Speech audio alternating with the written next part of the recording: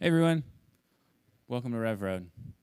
So I work in the capital and finance hubs here, or the service areas, and they wanted me to cover something related to capital and raising capital. And as I looked through kind of all the different topics I could go on, one thing kind of stuck out that a lot of people really misunderstand and is absolutely critical when it comes to raising capital. If this is a skill that is really, really important to be able to know how to do. And so that's what we're talking about, networking. How do you find investors? How do you engage investors? How do you close investors? But this networking skill is incredibly applicable in a lot of places, everywhere. It's used in sales all the time. It's a primary driver of getting sales, getting referrals, and continuing to pack your pipeline with good sales leads, okay?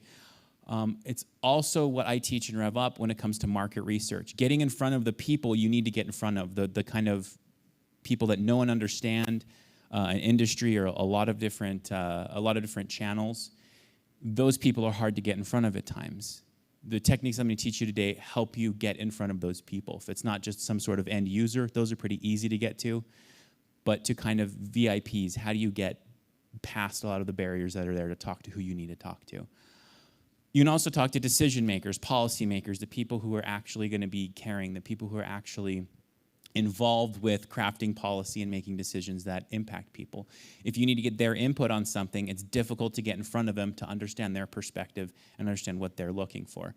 It's also really great for a job search if you're looking for a job. I've done this several different times. So this skill is applicable to all these ways. I'm specifically applying it for people interested in raising money, raising capital, because that's what we are talking about today, okay? So in building networks, this is typically what we're talking about, okay? So this is where you currently are, your current network, your current opportunities you have. Here's where you want to be, okay? It's not where you are, it's somewhere else, and you're trying to get there to some degree. Well, close to where you would like to be, there is already a network that exists. There are people involved in this. There are people who are already talking with and brushing shoulders with the people that are most important for you to interface with. And so you go to networking events and you call up personal assistants and get on people's calendars and meet them and make friends. And you sit down and talk with these sorts of people and you build that network. You establish that relationship. The problem is those people don't have a lot of time. The more important they are and the more critical they are for you to talk about, the less likely they are to have time. Also, they don't have any reason to care about you.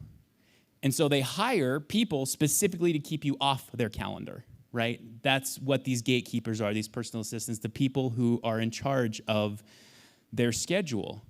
They don't typically just allow walk-ins off the street, okay? These people already have a really great network. They don't really have much of a reason to think that it's lacking. And so they typically don't go to networking events. The more important or the more critical these people are, the more difficult it is to get to them. So you can't just go out and build networks for them. So what do we do instead? Well, you don't start with them, okay? And this is where it goes from building networks to navigating networks. We're going to start here instead, okay? So these networks already exist. They're already out there. So this is where we want to be, and this is where we are. Start with people who are close to your network. Start with people that you do know well, who do care about your, who can give you time and who do care about your success. They're the ones that are most likely to know people that might not be exactly over here in this in-group that you're trying to get to, but they might know someone who's closer than you are. And these people care about you enough that they will introduce you to those people. And with each iteration of this, if you're able to get 2 or 3 referrals as you go along and meet people that other people know, not you, right? You don't know these people. From this point on, you are navigating networks that already exist. You are utilizing the relationships that are already there.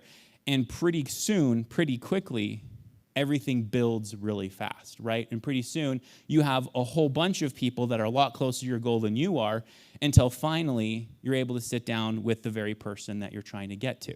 Not because you know them and you have that relationship, but because you were able to navigate into that relationship and that association, okay?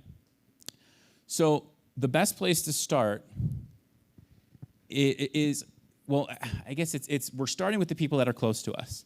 And what we need to do is make it as easy as possible for them to help us, okay? So do this little mental exercise in your head. I want you to make a list of each of these different questions I have, okay? So think of a good restaurant in Utah. How many restaurants can you think of really quick? Okay, what if I said, think of a good restaurant in Provo? How many would you be able to name? What if I said, think of a good Mexican restaurant in Provo? Okay, how many is in that list? What if I said, think of a fast, casual restaurant appropriate for business lunches within a 5-minute drive of RevRoad? Now, how many restaurants are you thinking of? If you've noticed, I've constrained your search, which each one.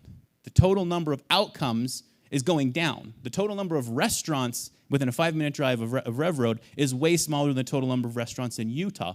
But by giving you a very specific goal, a very constrained goal, it generated more possibilities in your mind than if I said, hey, I'm looking to talk to anybody. Well, great, go talk to somebody else, because I don't know anyone, I know someone.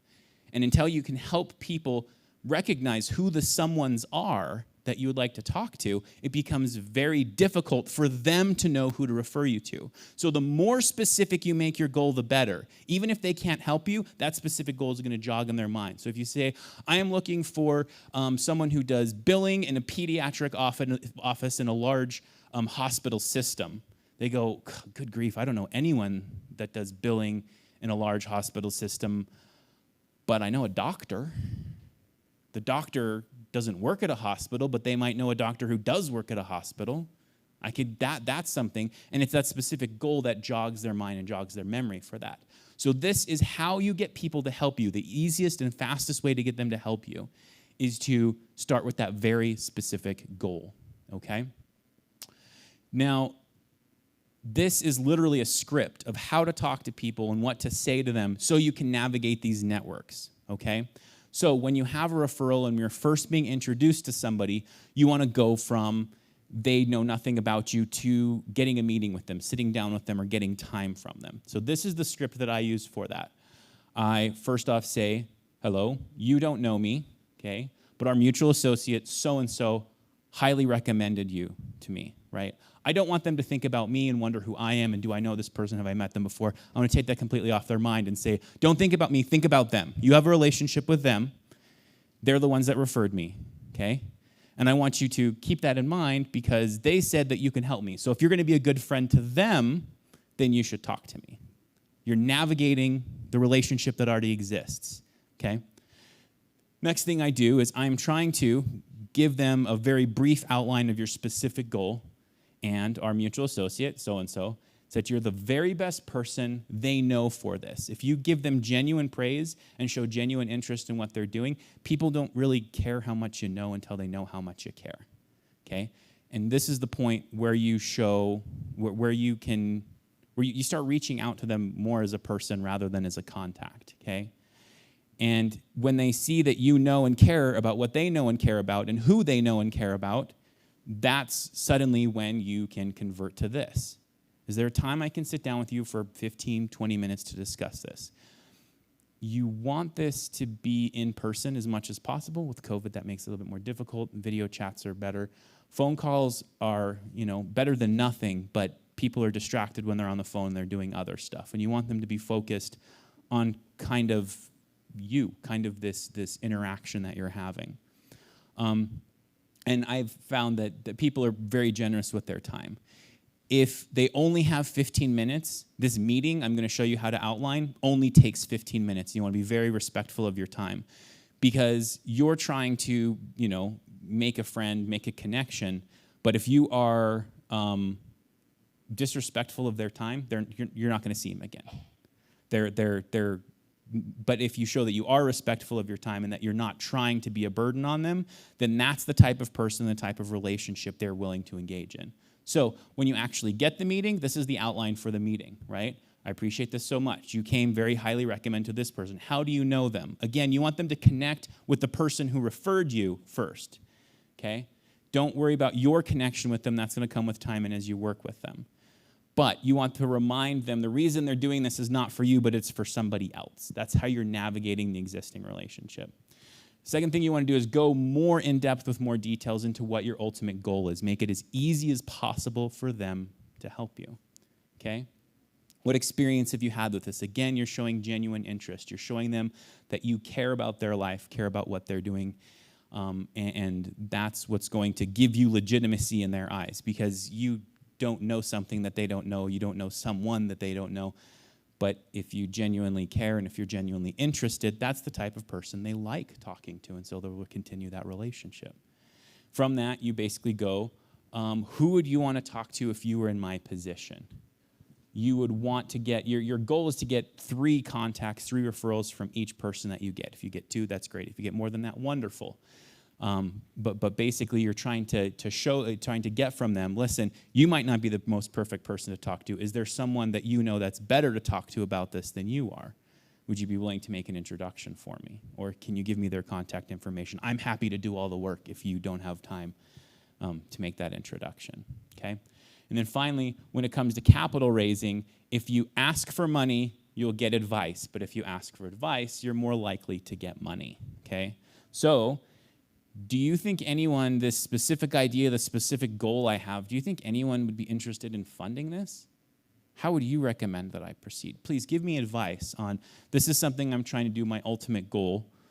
What advice do you have for me about being successful? If it's something that they're genuinely interested in, that they genuinely see potential in, they're not going to want to miss out on this opportunity. This guy came out of nowhere, has something he's going to be trying to make money with, and based on my knowledge and my vision of the industry, I see that this is possible, or I see this as a malleable resource to guide them into what is possible here, okay? So this is where you can kind of turn it. What you're trying to get here is not a check. Nobody ever writes a check in the first meeting. What you're trying to get is permission to follow up and instructions on how to follow up, okay? And if they're 100% not interested, it's, thank you, I appreciate these referrals, move on, go on with your life. But if they go, no, this is interesting, I wouldn't mind talking about this later, well, what's the best way to follow up with you on this? Email, text, whatever. And when you go back, you say, thank you so much for these introductions. This is my current status. What do you think? We talked about this when we met before. Is this something I can, you'd be willing? You continue the relationship. You've just built the network, your network, by trying to navigate the networks that are already there, okay? So that's basically the process. It's pretty simple. It's pretty straightforward, but it's very powerful. Are there any questions on any aspects of this? Anything that came to your mind while you were talking? Yeah. Can we get a, let's get a mic. Sorry. How do I continue to nurture this relationship without being a pain? Ask them. I mean, again, you want to show that you're being respectful of their time. So it's, I'd like to follow up. I'd like to do this. How much time do you have for this? How interested are you in this? It's kind of like, how do you know how frequently to contact your friends without being a pain? You're establishing a relationship, and you simply just need to set those expectations up front of, this is how often or in the way you would like me to follow up with you, and then follow up with them and continue to be respectful and interested. Does that answer your question? Awesome. Any other questions?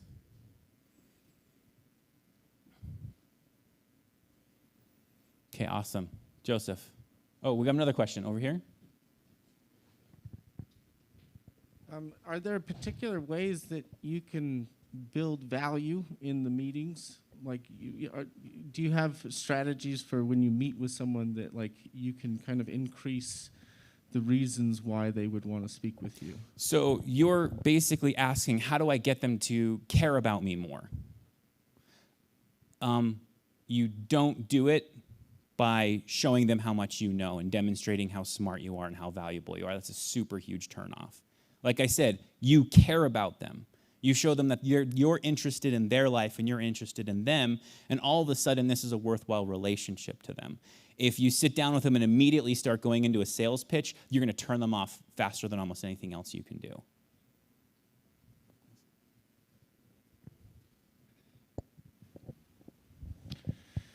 Sorry, this is a question coming from online from Cornell. He said, how would someone who is introverted or gets anxiety speaking to new people go about this? Okay.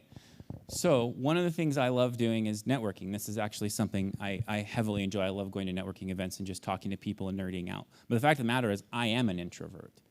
How do you go about doing it? Well, you practice a lot. You get better at it and that sort of stuff. Not everyone has the disposition for it. I don't have the disposition for it. It's exhausting for me. It's something I've learned to love, and it's something I've learned to get good at. But believe me, I sleep really well after I'm done because it wipes me out, right? So how do you make it easy? Well, you practice a lot. You get better at it. You become more comfortable with it. How do you make it so that it becomes your inherent disposition? I don't know, because it's not my inherent disposition. It's something that I've learned instead. Any other questions? Awesome. Joseph, I'm going to have you come up here. This is Joseph Poole. I think you won a T-shirt earlier, right? Awesome. Joseph's been coming to Rev Up, my class, for the last several weeks, and we covered this a few weeks ago. So he got this exact same lecture almost, I think is even the same slide deck almost. But he's been doing this for how long now? 2 weeks, 3 weeks? Yeah, 3 weeks. About 3 weeks. And he's going to tell you about what his experience has been like, how quickly you see results and what type of results you can see. Can I take my mask off? Okay. This is free. So, so I took Seth's class, and he teaches it every Thursday night at 4, and it's absolutely fantastic. This is he's got 10 different slide decks that are just like this for other stuff, and so it's fantastic. So as we were going over the networking thing, I was just taking notes like a madman. This is the best thing I've ever seen, and so he was challenging me, see how you can apply this in your day-to-day life. And so I was sitting down trying to think what kind of things could I use this for? And there's this app called Clubhouse, which is in beta mode right now. And I was like, you know what? I'm gonna start small. I just want to get an invite to that. And so I had tried before doing that with just reaching out to random people on Facebook that are like, oh, I've got an invite, and nothing, right? It was that classic, this is where you want to be, and you try to jump over there. And so when he was telling me to navigate it, I was like, well, who do I know that might know someone who has an invite? So I reached out to a podcasting buddy of mine, and I was like, hey, do you know anyone who has an invite or know someone who might know someone? And he's like, oh, yeah, actually, I think there's someone in my group that does. Let me text them, and I'll connect you guys real quick. And within half an hour, I had an invite after applying this. I also used it for where I work. So I work as a video producer, and I'm the manager for a bunch of video producers on our team. And we all got hired on about the same time, about 4 of us, and I'm the only one left out of that 4 hires. They've all moved on. And so we're going to hire someone, and I didn't want to go the same route going through Indeed and everything to hire 4 people and then fire 3 of them. So I went through the university network, and I asked someone that was on my team, I was like, hey, you're in the film program. Do you know a professor who teaches film, who would know of a good hire? And so he's like, yeah, go talk to the system administrator. So I went and talked to the administrator, and he gave me a list of professors to go talk to. So I used that same kind of thing of, the administrator said that you were the best person to talk to this about. I told that to 3 people, so. And told each one of them, you were the best person to talk to this about. Who in your class do you think would be the best fit for this kind of business where we need these video producers? And I had just this laundry list of perfect people to interview. And now we have 3 hires who are absolutely fantastic. And I was able to do all of that within the span of a week. So this thing really works, and it's actually changed my work life. It's changed my personal life. I got to listen to a live talk by Elon Musk on Clubhouse because of this, and so you can get to Elon Musk by using this. Thanks, Joseph. It's really powerful how quickly and how effective it is. I moved to San Antonio knowing nobody, and in 2 weeks I had over 40 contacts, business contacts for consulting and for different work that was available. So yeah, that's networking. Most people do it wrong, but if you do it right, it's way more powerful than you think it is. And so hopefully you'll be able to take that from this today. Thanks a lot.